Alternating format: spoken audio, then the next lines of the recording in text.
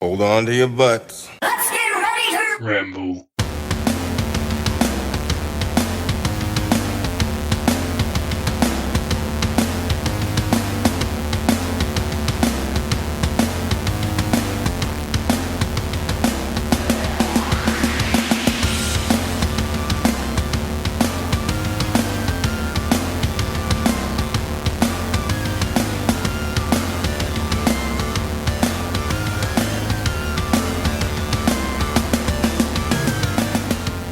What's up, my fellow geeks? Welcome to a new episode of the Rambling Geek podcast, the show where two geeks ramble about geek stuff. This week we have our very first guest on the show who will be joining in on the rambling, and then we'll put up a guest spotlight on our website if you want to learn more about him after the show. I'll chuck it a link into the episode notes so you can click there and go read all about our guest. Right, our guest is a comic book writer, artist, creator whose work has been featured in a wide variety of Simpsons comics, Simpsons-related comics. He did a fill-in issue of Scotty Young's Image Comics series, I Hate Fairyland. He wrote, and drew his own series through Action Lab Comics called Itty Bitty Bunnies in Rainbow Pixie Candyland, and a follow-up, Itty Bitty Bunnies Cavalcade of Contraband. Outside of comics, he's released his own books, Baby's First Exorcism, Poetry of the Geek, and Be Batman, the unofficial superhero's guide to overcoming adversity, and currently is the illustrator of the all-ages book series, Timmy the Ticked Off Pony. Casting to the pod from across the ditch in Australia, we welcome to the show Mr. Dean Rankine. Hey, thanks for having me. All the way from sunny Melbourne I'm coming from. Nice. Is it actually sunny? Because it's not sunny here. It actually is sunny today. We've had a nice day. Very good. How are you? I'm good. We've been in we're kind of easing restrictions a little bit now. We've been in lockdown for a long time here in Melbourne. Mm-hmm. And so I think we've all gone a little bit stir crazy. This has been recorded on the day of the outcome of the US election, which is kind of nice. Yeah, a little bright light. And so it's like, I don't know, suddenly I have a little bit of hope. It's been a long year, and so it's nice to have some nice news occasionally. So we've had to stay within 5 kilometres of our houses, and now we're able to. Then that was lifted to go to 25k, but now we can go anywhere in Victoria. So that's kind of nice. So we'll be able to actually see family and friends, that aren't so close to us. Yeah, that's really good because you guys were the most strongly locked down, weren't you, in Victoria? Yeah, we were we had the highest numbers in Australia, and we had the strictest lockdown, which. Obviously was really, really needed. We were starting to blow out as far as numbers goes, but we've had, I think this is the 8th day of 0 numbers for Melbourne, which is pretty extraordinary given how bad we were. Yeah, that's really good. So is Victoria still locked down, though you can't go out of the state? Or? You can't go out of the state, no. It's just what it means now. We had a lockdown for Metro Melbourne that we couldn't go out to regional Victoria, but so now we can. So yeah, it's been a thing. Like, I don't know, I'm looking forward to being able to now sit down in a restaurant, which is kind of cool. You can go to a bar. I really need to go to the barber. My beard's just gone like, I don't know, I look like full hillbilly. I really need to get it trimmed, but I can't do it myself. So so things have been grim. I did see a picture on Instagram of the beard, and it's a pretty good beard, though. Yeah, it's pretty beardy. So. Yeah, it is. It's voluminous. It's very good. It's very good. So that wasn't like a new hobby, Dean, while you're in lockdown, is growing the beard. Yeah, that's exactly right. I think, can I plait it? Can I dread it up or something like that? So yeah, it's been a weird year. I was going to go with the Spider Pig reference there, and you have so many looks, and that's a fairly feeble Simpsons segue, is it not? Yeah, well, that's I guess that's what brought you to the party, right? The doing those books. Yeah. So that was I'm trying to think, 10 years, a bit over 10 years ago now, I scored the Simpsons comics, and that was Yeah, so that was a real life changer for me. That was suddenly means like I could go to, be invited as a guest to conventions. People assume that I know what I'm doing because I've done the Simpsons comic books. And so that's been really nice. Also, just even still, like the fandom around the Simpsons, it's such a nice fan kind of group. It's not, some fandoms are a little bit toxic, but the Simpsons guys are always, really lovely. The only hard part is sometimes at conventions, people will come up to me and quote the Simpsons lines, and I'm a fan of the show and I've watched heaps of it, but I don't really retain that kind of knowledge. So they'll come up and, I don't know, some random thing about, I don't know, monorails or something and assume that I would know what they're talking about. Oh, that's a great episode. Yeah, that is a good episode. You see, I've asked Brian this before, and he can't answer. But do you actually have a favorite episode, or we just like them all? Yeah, no, I do have a favourite episode. It's the Lisa the Vegetarian episode where do you remember that one where Homer's cooking a pig, the barbecue, and it flies off in the air and it's still good, it's still good? Yes. Yeah, that's my favourite episode. Yeah, that's good. Nice. That's quite an early episode, isn't it? It is, yeah. Look, we would watch it. It would be on like 6 p.m. on one of our stations over here, like weekdays, and everyone would watch it. You just, that's what you did. And so when it went over to, I think it's like a streaming service, that kind of meant you couldn't quite watch unless you had that service. It was like it went over to Foxtel or something, and if you didn't have it, then you couldn't watch it. But now it's on Disney Plus, so I have been rewatching it. And just before, my son was watching episodes, which is kind of nice. It's nice that it's has such a longevity. Yeah, really, those old episodes especially, I think. Yeah, look, the new ones get bagged a bit, but I have to say, like, I'm not as across the new episodes anyway, so I can't really say if they're better or worse. It's just sometimes it's about just not having the time to dedicate to watch everything that's going. From that point of view, then it's pretty cool that it wasn't a prerequisite then to be a mega fan to be drawing them. Yeah, exactly right. You just need the models, and then here's the script, and then not to say, well, where you go, like it's easy, but it's pretty cool to have that kind of freedom, I guess. Well, yeah, look, they didn't even give me model sheets, and I wrote all my comics for ones I did for The Simpsons. Yeah.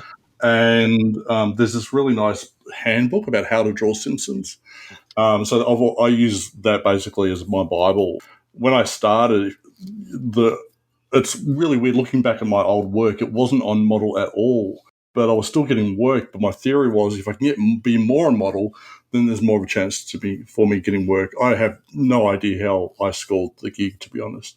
I just sent some work off years ago, and they said yes to it. And yeah, I'm still floored by how lucky I was. It's that easy, folks. Send it in. Yeah, just like that. Of course, the comics aren't around anymore, so you kind of missed your chance. But it was such a Also, I was 38, which by the time I'd been drawing comics for like 20 years just to get it to a point where I was bearable, like just passable. So I'm just very fortunate that they saw something in my work that resonated with them, I think. So yeah. I think there's still a chance. 38. Let's hope. Let's hope for you, Mike. Yeah. Not for me. Yeah. I can't draw anything, but I read a lot. That'll do. I'm your audience. Write and draw for me. Yeah, close enough. Go on then. Yeah, well, comics have writers, dude. So that's the thing. Oh yeah. Yeah, you don't have to be both. True. Yeah. So because then obviously was it Bongo Comics went under or closed down or Yeah, they kind of closed down. So it was, I think, 2 years ago. I went to San Diego and I got to sign at the Bongo booth, and it was really cool. And it was at that convention that the news came out that they weren't going to continue. I had a bit of a vibe beforehand. My work was starting to dry up and things were getting quiet. And I thought, I'm not sure if it's going to make it any longer. So it was just, it was a nice run. I did about 10 years of work with them, mainly doing backup stories, shorter stories, but still at Simpsons. So certainly I'm the only Australian to have worked on Simpsons. I think probably, the only person in the Southern Hemisphere who scored it. So that was, something that I feel really blessed for getting. And so, yeah, and also I guess I made the most out of it. Like I'd tell people at bus stops I worked on Simpsons comics. That, I kind of ran with it. I do remember, like, after the first one they published, I thought, oh, what if that's it? What if I didn't get to do one Simpsons comic?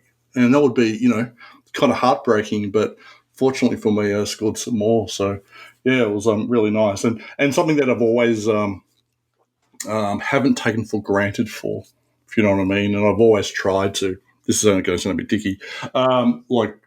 Try to be a good ambassador for that comic, and for that IP, because I love it, and I wanted to do the best by it. So yeah. I don't think anybody will doubt that. I mean, look at you at conventions. I mean, your go-to commissions are Simpsonizing, right? Mm-hmm. Yeah, so at conventions, I draw people like they were Simpsons characters. So, that's been really interesting this year. So last year I did 15 conventions, and this year I got 2 in before lockdown hit. So it's going to be some time before I think certainly this country will be out and about again. I know you guys are in a much better position, but yeah, it's going to be a while before we'll be doing that again. Yeah, well, we've got travel open to Australia, but not to Victoria, obviously. Hanging out for that, because I'm a huge fan of Supernova in general. I could sing the praises of Supernova all day, but Melbourne's always been my favourite of them. I've been across really? Yeah. 3 times I've been over now, and I'd like to get around all of them. But obviously nothing's happening at the moment with travel. But no, yeah. I was interested to get your take on it, kind of thing. We just had our Armageddon here, the big one that we have, which is the Auckland one, happens on our Labour weekend, which is a couple back here, and because it was all, I guess, internal and onshore, little to no offshore guests. They went ahead with it anyway, and I noticed that Supernova had essentially cancelled for the year to kind of, I don't want to say maintain the integrity of the brand or the experience or whatever. I'm not quite sure what the overall reasons would be, but it must be really frustrating to not be able to get there as a fan and as an artist, I guess. Yeah, it is. It's been, and I was at Armageddon Auckland last year. I think that's where I caught up with you guys. Yeah. And so, I saw all the pictures of it. I was sad to not be there. But I don't think it would necessarily be, like, I can't speak on behalf of Supernova or the other conventions, but I don't think it's necessarily we don't have enough talent here to run a show if it was purely for local people, local guests. I think we do, but there's quite strict restrictions across the board about how many people can be in a building. Okay, that makes sense, yeah. So, and certainly, even from Melbourne, like, there's no way I could have gone interstate anyway. No, but I think that again, I can't speak on their behalf, but I think it's possible to run a convention with only local Australian people. There's a pool of comic artists who work on some very large, brand kind of known properties. There's authors, there's actors, and who've worked on lots of very nice, genre stuff. That I think it's doable, and it might be something that they might explore down the track if our borders sort of remain closed. But again, I can't speak on their behalf, but I think it is possible to run it, and I don't think necessarily it was purely because they can't get international guests, but the rules are quite strict. We just couldn't get, you couldn't have enough people to actually run the show. Yeah, to keep it safe and all that kind of thing. Which in all respects, it's a good call. I'd never say that it wasn't a good call to make that for the right reasons. There's bigger things than geek stuff. It's an odd thing to say on this podcast, but there's blasphemy. I know you're going to fire me, aren't you? No, I do that on the other podcast. You do it on a regular basis. Yeah, not me yet, but give it time. So So look, so I think there was a number of times I think there's a few of the larger conventions tried to put dates down for this year, but it just wasn't going to happen. No. So maybe next year. That's the hope. Make the vibe for the next time it is possible to spin one up. It's going to be great. I mean, not the same scale. Mike, you were mentioning just before, but a table sale, just a toy sale that I went to yesterday here in Auckland, and just the appetite for people to be out and just doing something geeky and talking to people about, toys or comics or action figures, things like that. People are really hanging out for just being able to get out and do something normal, I think, and sort of indulge your hobby, indulge your passion, if you like, to stretch a phrase. It's pretty cool to be out in that kind of thing, and you end up, even if you're not buying anything, you're standing around at a table for 20 minutes just talking with people who are of like mind, and are allowed out of the house. It's pretty cool to be able to get back out into that. It's been a long time coming, and you guys will be in the same boat, of course. Yeah, absolutely. And look, I remember my first convention. I flew up for Sydney Supernova just as a punter, and I remember thinking, "Oh, these are my people," and to not have that for so long, to not have that connection is I think it's been difficult. But yeah, and part of me though, I don't know. I don't know if I'm getting institutionalized for being home. I'm kind of stressed with the idea of going back out there in that kind of environment, but we'll see how we go. Yeah, just have to sort of ease into it. I think that's a good thing over here. They would sort of drop the levels bit by bit and start increasing it slowly. But also, everyone wanted to get out, I think. Yeah. Yeah, you get to a point where you kind of have to. And in fairness, we've got a much smaller population. I mean, what's the population of Victoria? I don't know. Or what have we got? What, 5 million in New Zealand now? It's something like that. Yeah. It's a couple of small islands. Yeah. Comparatively speaking, it's a little easier to run through the levels, go through the gears, I guess, and to be able to get back out into it. And we were all nervous when we came out of full lockdown as well, because it's just I think it's just human nature, really. Yeah. We've had it quite easy over here, to be honest, because we shut it down pretty quick. And then sort of took the necessary precautions, and then sort of mostly got over it as much as you can pretty quickly compared to other countries. So I mean, we haven't had it as bad as probably most countries. And look, and even Australia, we haven't had it as bad as most countries either. I think our highest days were 700, and in Victoria, and oh my god, that's just too many. And then you see this, the United States, 130,000 or something like that yesterday. It's insane numbers, aren't they? It's mind-boggling. So it's upbeat. I've really dragged the podcast down, haven't I? This is our coronavirus special. Yeah.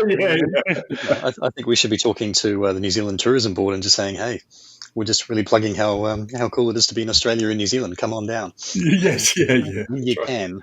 Yeah. Come to a supernova on the podcast. Anyway. Yeah, that was the sad thing, because we had preliminary discussions, me and Brian, about me possibly joining you to go over to a supernova. Oh, really? Yeah. Because I've never done it. And and Armageddon has sort of drifted very far away from being a comic convention. It's a very small part of it now. I think that's fair to say. Yeah.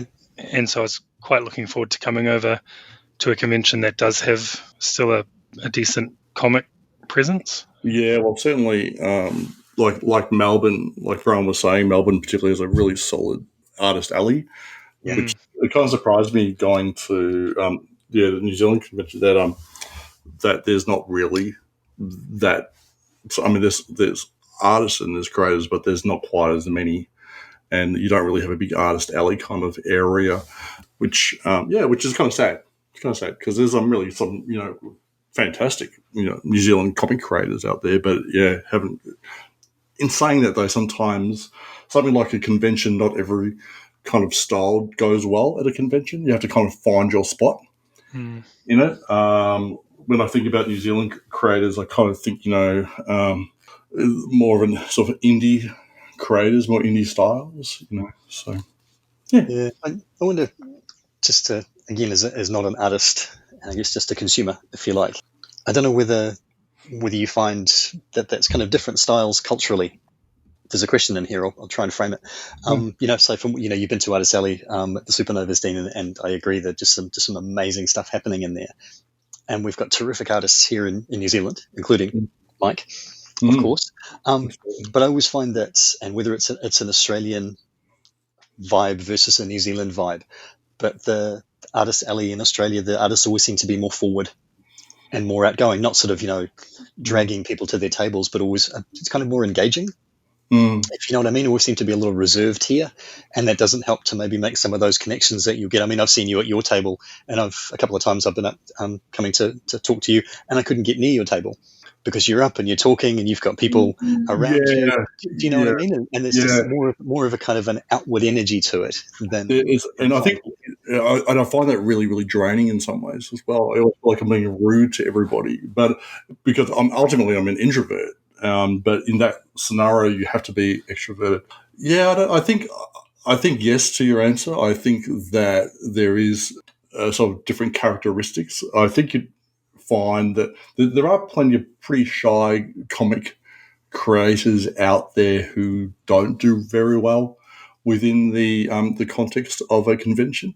You have to, like I was saying, you have to find your niche. And I think for me to be doing sort of like Simpsons caricatures of people basically is what I do. I'm always having to have someone in front of me that I'm drawing. And if there's someone there in front of your table all the time, it kind of draws a crowd, excuse the pun, that people go, oh, what's going on over there? And there's a certain amount of energy that happens within that context. Sure. But other artists, they might just take a bunch of commissions and just plug away at them throughout the weekend. But my style is very much I have to engage people when they're there. I've been kind of very conscious of that. I've tried to think about what is needed for that particular job. To be a comic creator is a very isolated kind of thing. You have to spend a lot of time by yourself doing your art. But in that context, it's very much, I think, you kind of like carny folk, you have to put on your particular brand of show. Also, I want to add as well, sometimes with a Supernova, for instance, or Supernova or Comic-Con or Armageddon, you might find a lot of people rock up, but they may not really read comics. They might be superhero fans. They might know all the characters from X-Men movies or the MCU, but they may not necessarily read comics. So if you're not working on a known property, you're having to sell that as well. And again, that's not necessarily for everyone. Yeah. I do really badly at those indie. I don't know if you guys have got like sort of like more like, like indie comic festivals where people, everything's photocopied and, it's more like indie styles or more autobiographical comics. I don't do well in those kind of events. I've done lots of them. And what I've really discovered is that's not necessarily my crowd. And I always find it interesting, just as I'm rambling here, but as comic creators, we all kind of get lopped into a kind of certain category. Like, oh, you guys draw comics, right? So, but it's such, I always think of comics like it's like film. Like sometimes like the filmmakers who are like really serious about their craft and they're doing a certain kind of indie art house thing, and you wouldn't necessarily say that wasn't me on the toilet, by the way, if you heard, or someone else using but you might like someone else are making blockbusters or someone else is making so even in Melbourne, for instance, you've got, I don't know, so you've got me or you've got Tom Taylor, the writer, who's working on all kinds of really interesting stuff for things like Marvel and DC, or you've got, New Zealand born and bred Colin Wilson over here who's working for predominantly French publishers. Or you've got these guys, there's a little studio called Squish Face Studio, and they do basically indie stuff. And so, yes, you can lob us all together that, yes, we all make comics, but we all make very different kinds of things. And then you have to kind of pick your market about where the best place for you to sell your comics is. That's the end of my lesson. That's all I have to say. so end of my my sermon. It's a proper rambling geek. Perfect. Yeah. So I always think with conventions as well, it's like it's not really just one convention happening. It's 1,000 conventions. It just happens to be all at once. Like some people will go, I'm really here for the comic artists. Mm-hmm. But others have no interest in the comic artists, even though they might have Comic-Con written in the title. have no interest in comics, but they might be really into the voice actors or the TV personalities or whatever. Yeah. Or they might just be there for the toys, or just to be there to soak up the atmosphere. So it's kind of a bit of a shotgun thing going on. So I guess as creators, if someone's walking past your table and you're not selling any comics, it's not about you as a creator. It's not about you as a personality. Putting yourself out there. They might just not interested in comics. Can I swing back a couple of minutes? Colin Wilson. Now, Mm. 2000 AD alum, I think is probably the right phrase for that. Mm. If 2000 AD come knocking on your door, would you do it? And if you were going to choose, what would you do? If you could choose. Yeah, well, first and foremost, I can't draw like that. I can't and don't draw in a serious kind of way. So I would love to work on as a writer, and I've submitted, I don't know, countless. They have this aftershock thing. It's like a 4-page comic submission that you send the script off. All right. And I've sent countless things to them and never heard back. Okay. Wow. But yeah, you'd want to look at. I would love to do obviously Judge Dredd, but I really, as a kid, I really like Strontium. Is it Strontium Dog? Is that the pronunciation? Johnny Alpha, classic. And so that that would be kind of even Slain. That would be kind of cool. It's been a long time since I picked up 2000 AD, but that's kind of like, is it ABC Warriors? Those ABC Warriors, the robots, the robots. So those all of that. Yeah. So that's that's kind of my ilk. Who was the guy with a really long nose? He's like a necromancer. Oh, Nemesis the Warlock. Warlock. You'd be all over that. So the short answer is basically anything that they would throw at me, I would happily take a shot at. But yeah, as far as drawing goes, I can't draw like that. So I have very cartoony style. I'm never going to be able to draw Batman or anything like that. So that's why I kind of target and choose projects that fit my style. There's no point. Yeah, I guess in the old days they used to do like this is way back in sort of probably early 80s, late 70s. I guess occasionally they would do like a 1-page story. And it'd be Captain Clip, I think, which actually came across from Tornado, and that was like a parody of a superhero. Oh, right. And it was more of a cartoony style, or there was guys like Brendan McCarthy, I think, was doing stuff.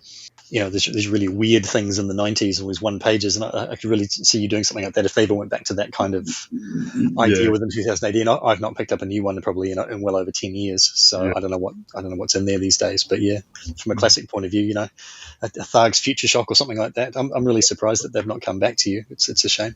Yeah, it's I felt like what I was sending off was pretty solid, but they've stopped the submissions now since COVID hit, and I'm still hopeful. And like I do, like say when I'm submitting for projects, I don't generally just go, I'll send off one and just ignore it. I generally go, okay, well, 6 months later I'll try again, and then I'll try again, because you kind of have to like raise your head above the crowd a little bit. And I always think you have to be kind of brave. That kind of goes against my grain to be, I thought, oh my God, am I being rude or whatever? But like a New Zealander now. Like a New Zealander, right? This is it. I live in the wrong country. And like the same with you guys. Like all sorts of, you self-depreciate. Oh, there's all these better people, better than me, and blah blah blah. But you have to be a little bit different. I'm not. You don't have to be rude, but you have to be consistently, pester. And so I did a cover for Rick and Morty, and without a lie, I think it took me 3 years for them to really? Yeah. So, so I would, they opened up for submissions, I'd send it in, then not 6 months on track, and then they go, oh, I hear you're doing Rick and Morty. Could you please pass this on to the editor? Blah, blah, blah. It was, and I was hoping to get more stuff from them, but I only got the cover. But yeah, that's how it goes. It's not pretty. And you really do have to keep pushing, and it doesn't matter how busy I am with work, I do tend to keep scrounging. I always think about, for me, it's like the hustle and the grind. I'm hustling for work, and I'm grinding out, working hard at the same time. It's not it's not glamorous. It's kind of the conventions, for instance, are really nice. You get to be you feel really special. You sell autographs and you sell comics, all the kind of stuff. But the actual day-to-day work component is really different than that. Yeah. So I was going to say what you were saying before, that you could never draw Batman or whatever, but this is maybe a high bar to use as a reference, but in the 90s, I think it was Sergio Aragones was doing those destroys DC, and I think he did a Marvel one and a Star Wars one as well. Yeah, and those are brilliant. It's just a nice. Sometimes you want something different, Yeah, exactly right. And they have it's like people you can talk about Sergio Aragones, and you can talk about say Scotty Young, and you go, okay, these guys kind of next level, and they've kind of been able to transition to that kind of their more cartoony style, into that. But that's kind of few and far between. And I don't know. I would, in some it would be nice, but in some ways, I would prefer to be able to work in my wheelhouse and solidly get work. So that I aim for things like that. I did some a couple of pages for Invader Zim that fits really well with my style, and that would. I just think I just think it would just annoy people if I'm sending stuff to editors that hey, look how well I draw The Simpsons. Can I please draw Doctor Doom? It just doesn't quite translate very well. So that's and I guess the main thing for me, I'm trying to survive. I'm trying to pay the bills. And so I need to kind of aim for things that I think there's a reasonable chance of me getting. I guess it's pretty cool that you can actually, I guess the styles that you can get are a little broader these days. Maybe, I mean, if you look at someone like Scotty Young, I mean, Sergio Aragones, he was doing those little cartoons in the Mad magazine, which I loved when I was a kid. Those little marginal cartoons that just cracked me up. Yeah. But in the 80s, you'd never have got a Scotty Young style anywhere near a mainstream book. No. And it's much more open to that kind of thing now, to be able to do that, where it's much more rigid from what was just on the shelf then. Yeah, that's right. And I do like things like the birth of Cartoon Network and CalArts, those kind of styles. I think that's changed a lot, and I think it's allowed room within comics to have those more sort of cartoony stories. But yeah, I still don't think they sell as well as kind of the mainstream superhero fare, but there is space. And that's all I want. I want to be able to find my little space within that context to be able to work. It's a shame they don't sell so well, because they're so much fun. That kind of style, there's only so far you can go with over-muscled superheroes before it's, I've seen this one. Yeah, that's it. So, yeah, I don't know.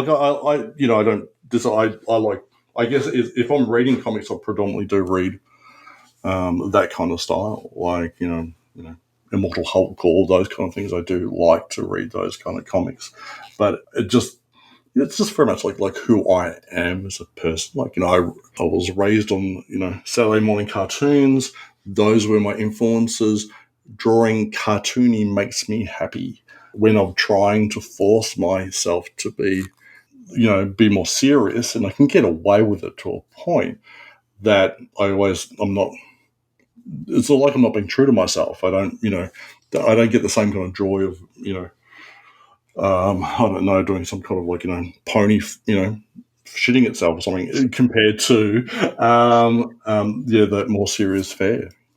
Yeah, I feel like when you, not you personally, but in general, when you try to draw what you think is wanted or something that's not natural to your normal style, it also puts a bit more stress on your mindset. I don't know how to explain it. So when you're drawing, you're stressing out a lot more. Like, oh, that part's not right. That part's not right. Yeah. Whereas if it's your own style, you're like, well, it's right if I make it right. So yeah. There's something really nice about that. That's interesting. Yeah, I do tend to these days. Even though I'm still cartoony, all my work seems to be aping other people's styles now. I was doing a lot of work for American Mythology. They were doing Oggy and the Cockroaches and Underdog and those type of things. And so that I can kind of push my way into that. But you're right, I do have to be you have to be conscious of styles. And I'm working on a really large graphic novel at the moment, but it's still cartoony, but it's not my specific style. So that's been really interesting to try and just bend my head around it. Those American mythology ones are quite cool licenses to be able to get a chance to do as well. I mean, for I don't know. Again, I'm old, but having to be able to work on, so like a Rocky and Bullwinkle or something like that. I was like, oh man, 8-year-old Dean would have been, losing his shit over it.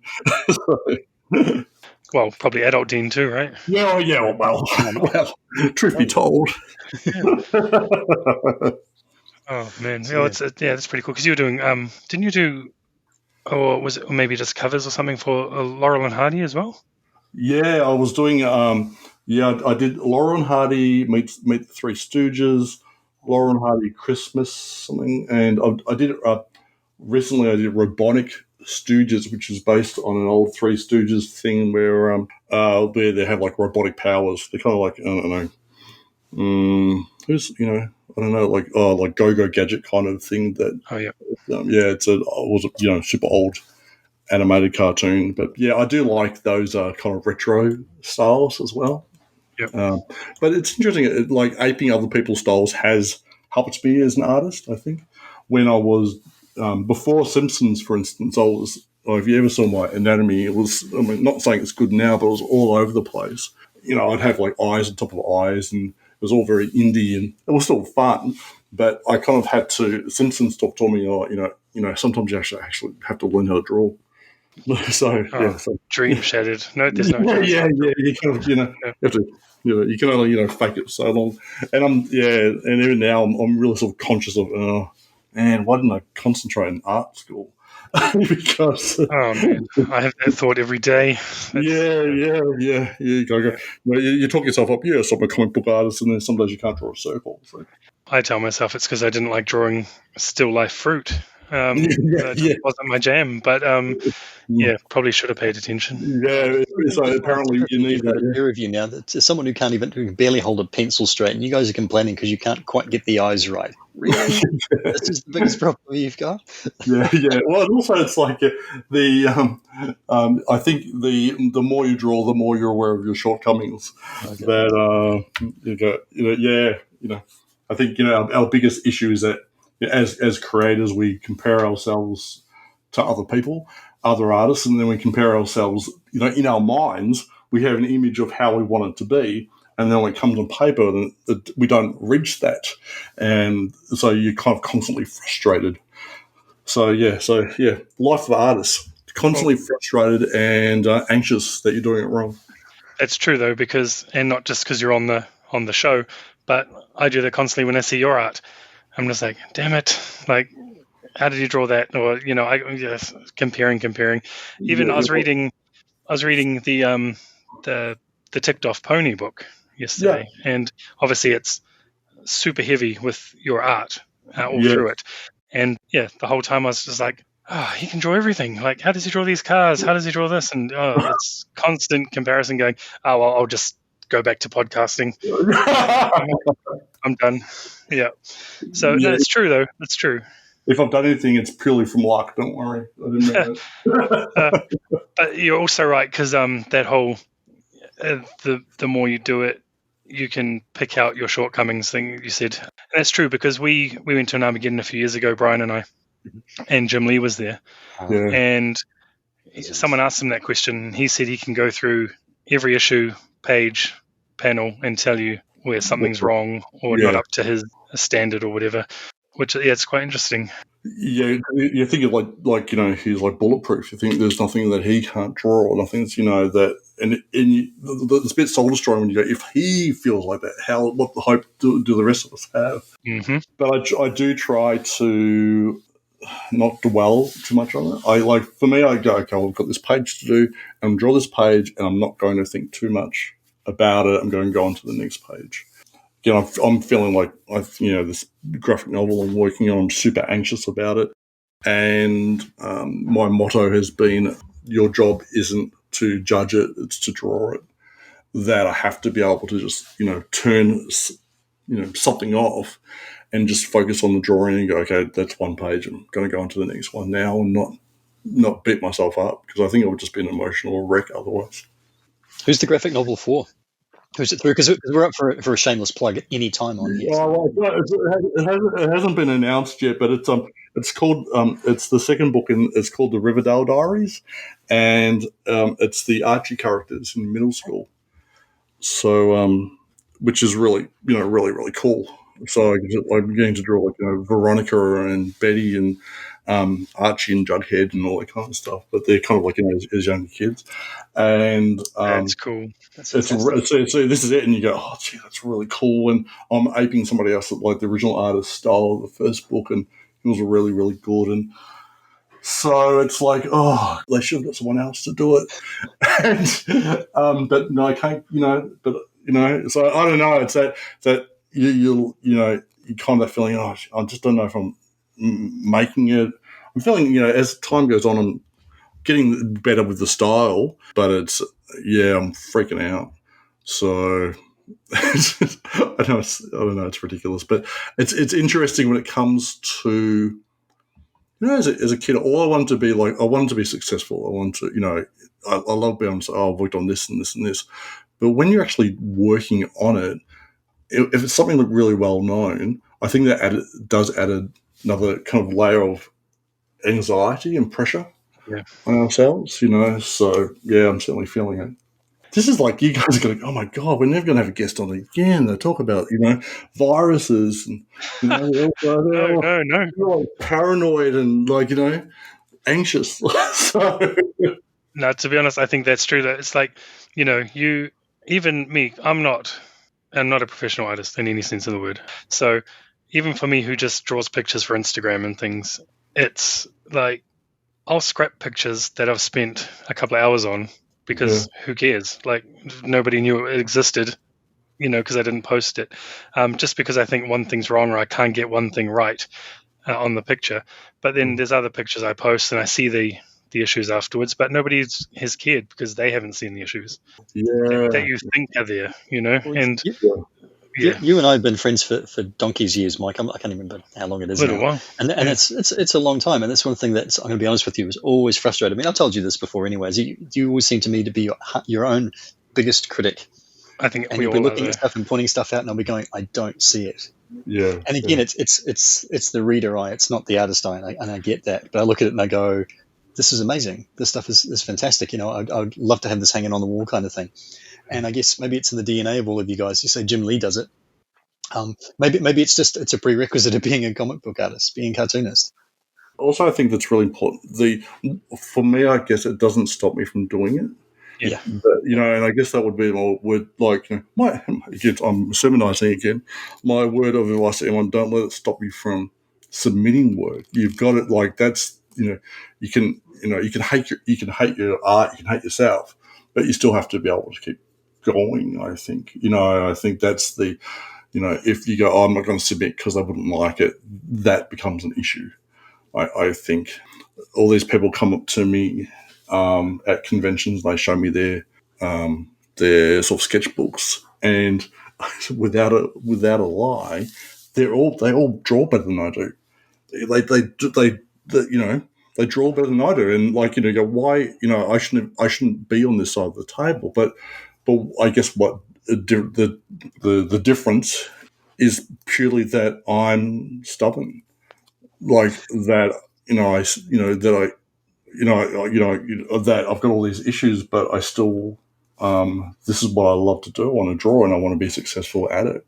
So I'll just keep plugging away. And it grieves me when I say these young artists, look, they're beautiful work, but draw some pages. For God's sake, you want to draw, if you want to draw comics, you have to draw pages. It's about storytelling. It's not just about, they'll create these characters in this world and then they don't do anything with it. It's just, it drives me nuts.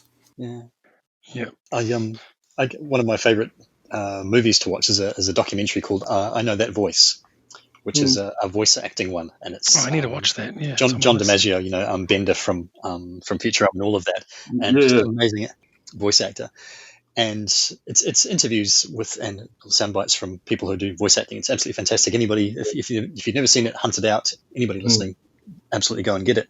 And there's one little soundbite that always stands out to me, and it's one of the ladies talking about voice acting and saying, just people asking her the same kind of questions. You've got artists coming up to you and showing you their portfolio and so forth, and they have people coming up and talking to them about voice acting. And she says, someone comes up and says, "Oh, I can do Porky Pig, or I can do Bart Simpson, all of these things." And then she says, "Yeah, but can you say anything in that voice? It's not just can you do the tags, the Catchphrase. The tagline, yes, yeah, but can you? Could you carry on an entire conversation in that voice? And that's the difference. Maybe that's the voice version of doing sequentials, doing pages, like you say. Yeah. I think I think you're spot on. I think it's very, very true. I think that when I was sending stuff off to the Simpsons, I wasn't showing them my kick-ass drawing of Bart because I'm okay at drawing Bart. I'm not great, but I can tell a story, and I think that's that is the difference. I think it's an important distinction that you have to go not just draw Bart, but you have to draw Bart running away from I don't know, a giant version of his mum who's in his imagination or something like that. So, and and each page you get better at it. But yeah, it's a lot of work. Yeah, that's what you've seen. I mean, you've looked at my stuff before, which is really cool of you. And you've said similar things to me. You're someone who drives me nuts. That you talk about.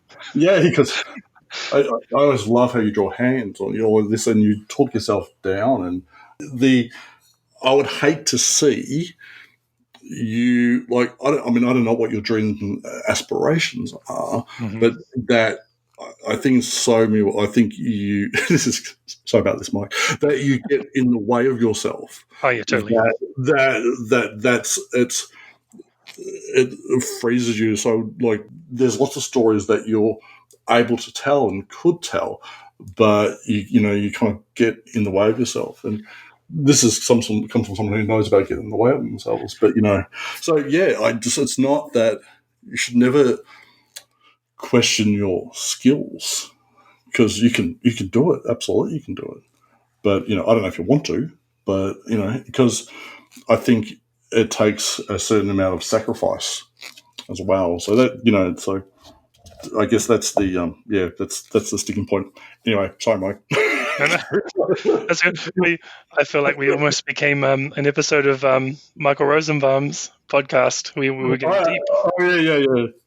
The best guy in the world, Michael Rosenbaum, by the way. So if you ever plug his podcast because it's really good too. Oh yeah.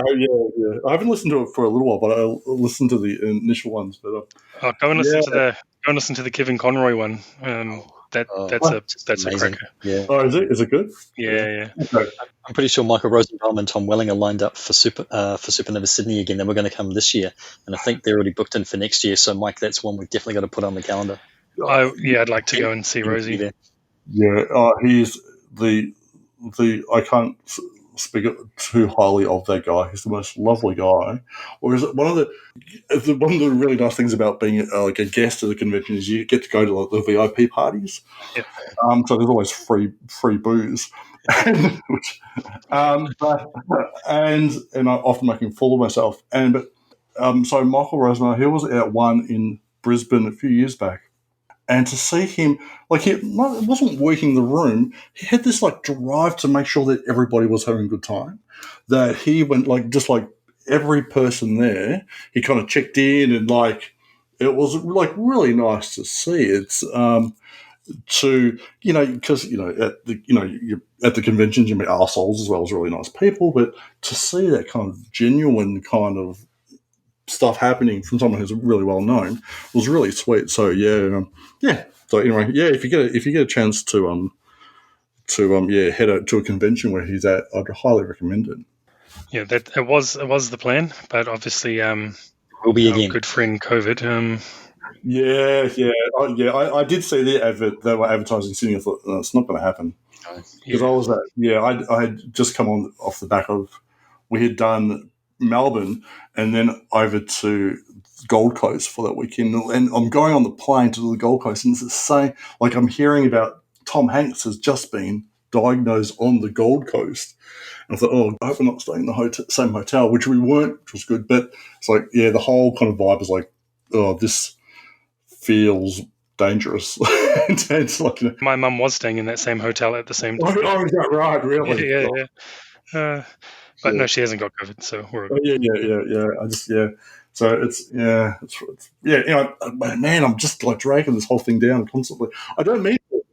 I'm really fun. I'm a really fun, upbeat guy. It's definitely coming across in our jokes. Yeah. It's all good. Particularly because I draw fun, cartoony comic books, right? And particularly like him and Buzz go, oh my god, it feels like such a grind. I kind of ruins the whole mystique, I think. No, it's all been good. It's been really good. So I'm going to awkwardly segue out and just say, so I don't think we had any watching homework or anything, but have you watched anything this week at all, either of you? Have you seen Queen's Gambit? Have you watched that? I thought that you might say that for some reason, and I was going to watch it last night, and then I didn't because I forgot. And that is absolutely incredible. So there's I think there's only like 7 episodes. Mm-hmm. But that show I was watching, and I was thinking, you know what, these people really care about every aspect of it. The fashion of the time is like it's like set in the 60s, and like the fashion and the architecture, and it was just the cinematography and everything was just magnificent. So if anyone has, it's about playing chess. It's about this woman who's a sort of chess champion. And that was just incredible. So, yes, I would recommend that to you. Yeah, that's high on my list of things to watch next, because that actress is the one who's been cast as Furiosa in the prequel to Fury Road. No, really? Yeah, she's the girl from Split and Glass. Oh, I haven't seen that. I haven't seen Split or Glass. Are they good? Split I quite enjoyed. Glass was okay. It wasn't as good as Unbreakable, but Split's good. McAvoy's really good in that. Oh, okay, yeah. But yeah, it's that same girl. So she's going to be playing Furiosa in the prequel. Yeah, I think I can't remember her name, but she's amazing in this. And she's in that X-Men movie that feels like New Mutants. New Mutants. I think she's in that. Yeah, she's Magic. Anya Taylor-Joy, yes. I think her name is. Is that yep. it? Okay. Yeah, so she played Magic in New Mutants because I watched that the other night. Oh, you've seen it? Yeah, it was one of the ones I was saying before. I've watched stuff, but I can't bring it up because if you guys haven't seen it, I don't want to spoil it. And right. But yeah, she's in that, and she is looks-wise picture perfect to that character from the comics. Like, really good job. Character-wise, but I'm not going to say anything to spoil it or anything. But it's it is what it is. The movie. It's was it worth the wait and all the multiple delays? I don't think so, but I'm not one to tell someone what to think. So, you know, I don't feel like I wasted however long it was, hour and a half or whatever. But yeah, I don't know. It's like Dark Phoenix. Everyone crapped on that, but Brian and I didn't have any real problems with it. Yeah, I loved it. Actually, I quite enjoyed it. Yeah, I own a copy. Paid money. I didn't go that far. All right. I'm a completist. I have to have the full Yeah. It got bagged and bagged and bagged, and I thought, when they were making it, it's like just making The Last Stand again. Why would you do it? Exactly. However, I really, really liked it, and there was like a lesson to me to not listen to reviews. Yeah. Because they might differ. Go and see something or watch something, pay your money, take your chances. You either like it or you don't. I got a random one for you. I was battling a monster of a headache yesterday, and so I thought, okay, I'll just put something on, just something at random. And the Addams Family cartoon was all the animated movie, rather. The Oscar Isaac, Charlize Theron, all of that. And so I watched that for an hour and a half. And I enjoyed the hell out of that. I really did. It's good, eh? It was really good. I really enjoyed it. And I checked sort of the trivia on and so forth on IMDb, as you do after the fact of such things, and reviews and that, and people going, "Oh, it's not like this. You didn't do this from Charles Addams from his cartoons way back when." And I'm going, not the point. Yeah, it's kind of it's this version of, and it's all the characters were there, and I thought it was funny, and it was really well animated. Yeah, it was. I had a blast watching that. Yeah, The character designs are all lifted directly from Charles Adams' comics. yeah. They don't look like John Aston or Raul Julia. Angelica Houston or any people like that. Yeah, exactly. They're from the comics, and it is super fun. The storyline is not exactly the most original or anything. It's very in line with a lot of animated movies these days, but it's still fun. It was a fun watching. It's really good visual gags, and the animation I thought was really nicely done, and it was just a bit of a blast really. And for an hour and a half, you switch your mind off and watch it, and it was a good giggle. So it got me on a real big Addams Family buzz actually, because I started watching the old TV series. Oh wow! Again from the beginning, and it actually doesn't hold up too badly. Like, it's pretty funny. And I also found a copy of the old Hanna-Barbera animated series they did as well. And obviously, as I've told you, Brian, the Angelica Houston, Christina Ricci movies will be coming up on our podcast at some point, because so they should. That's the only bit missing from my new fandom. So, it's really good, man. Like, it's a good. It doesn't seem to have a massive fan base. You don't hear people talking about any type of Addams Family too much, but it's really quiet. I was, even after watching it, I'm a bit like you. I was kind of almost inclined to go back and I'm inclined to go back and hunt out some of the original cartoons, because I've seen one or two at various reprints and things. But I'd really like to see a lot more of it and just see where they came from. Like single panel type cartoons. I think if I remember, up with all of this, the TV series and movies out of it, and animation, and just all this grim stuff, which all seems like a pretty cool idea.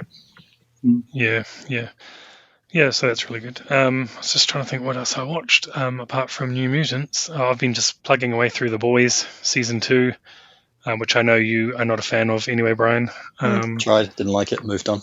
Yeah. Oh wow. Have you seen it, Dean? No. I'm surprised. People rave about it, so I'm surprised that it didn't resonate with you, Brian. But I haven't seen it, so I can't speak to it at all. Is it for you, Brian? Is it because you're more of a, and this is not a negative, are you more of a traditionalist in terms of superhero stuff? Your Silver Age tendencies and stuff. Pretty much, I think. Yeah, I'm a little bit more of a, I like a dark hero as much as the next man kind of thing. But it was. Yeah, I just couldn't find a hook for me. Yeah. And I like at least one or two likable characters. Me, I was going about this. That's not the show for you then. Right. No, and that's the thing of it. There's anti-heroes are one thing. I really want someone to sort of hang the hero hat on, and I just couldn't find it. And I went, it's cool. And to be fair, there's a lot of other stuff to watch, and if it's not that, it'll be something else. So, Yeah, but you weren't a fan of the source material here? No. It's kind of there's a period of time there around that. Comics like that on The Boys when it first came out, and it's just not for me, really. I know people love them, and that's cool. Just not my kind of thing, really. So yeah, fair enough. Yeah. Doom Patrol is a good one, though. I think I've mentioned to you before. That's one worth you'll chip away enough. At one point, you'll get me watching it, and I'll give it a go. I'll give it a lash. Yeah, it's not bad. Yeah, and you got anything else you want to talk about, or do you want to plug anything, Dean, while you're here?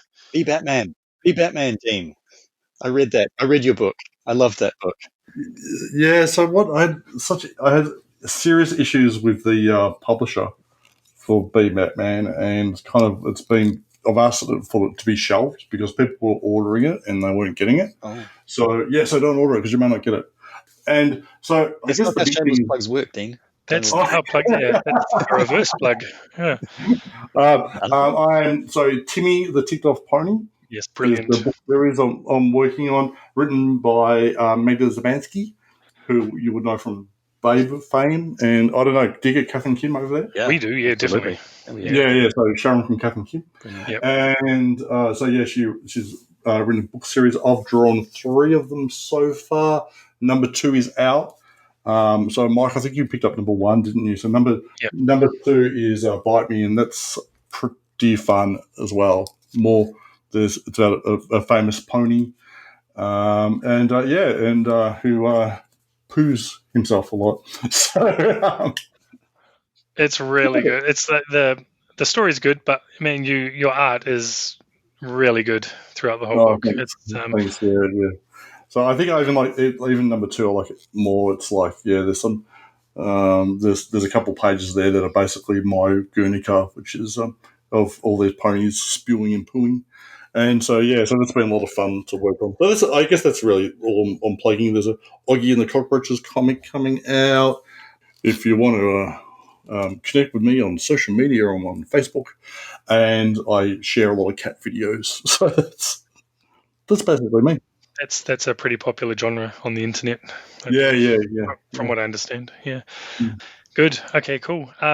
All right. Well, as I said, we'll do a little bit of a spotlight thing. We've got a questionnaire for you to fill out, and if you've got time, when you can find time, and we'll have that up around the same time this releases. So if you want to learn a bit more about Dean, you can do it at our website. As I said, link will be in the episode notes. And for our plugs, you can follow us on Instagram and Facebook at TRG Podcast. Follow us there. You can check out our other podcast that Brian and I co-host along with our friend Clayton, the Heritage Film Club, where we take turns picking a movie for the group to watch, and we come back and chat about them. We are not film scholars or learned in any way. We just chat about whether we like them or not. Don't talk yourself down. You know stuff. I know that's the whole premise of the show. Like we wrote that into the show. We know enough to fill a podcast. Well, yeah. And now that Brian's nephew joins relatively frequently, he knows a bit, so he's making us sound a bit too smart for what we were going for, maybe. But we have fun. So follow that one on at Heritage Film Pod on Instagram and Facebook. And that's at the very least, you can just come and give a comment and tell us we're wrong. That'd be cool. That's probably a very easy thing to do on most episodes. So yeah, feel free. For this podcast, if you are enjoying it and you want us to have more guests on, let us know. Leave us a review if you've got the time. As we always say, positive's better, but we'll take what we can get. And subscribe, please. That's the cheapest and easiest way you can support us. And whether you do or not, we're still going to come back. So it's just nice to spread the word. If you've got friends who like this kind of stuff, the pop culture stuff, let them know. And until next time, thanks again to our guest Dean for coming on and jamming us into your busy schedule. Thanks for having me. Thank you. And thanks, Brian, for jumping on again. Always a pleasure. Great chat, Dean. So until next time, thanks for listening, and we are out. Loved what you've heard on this week's episode? Well, the answer is simple. It would mean the world to us if you could head over to iTunes and leave us a 5-star review and feedback. Spreading the word really is the best way to grow our podcast and achieve even greater things.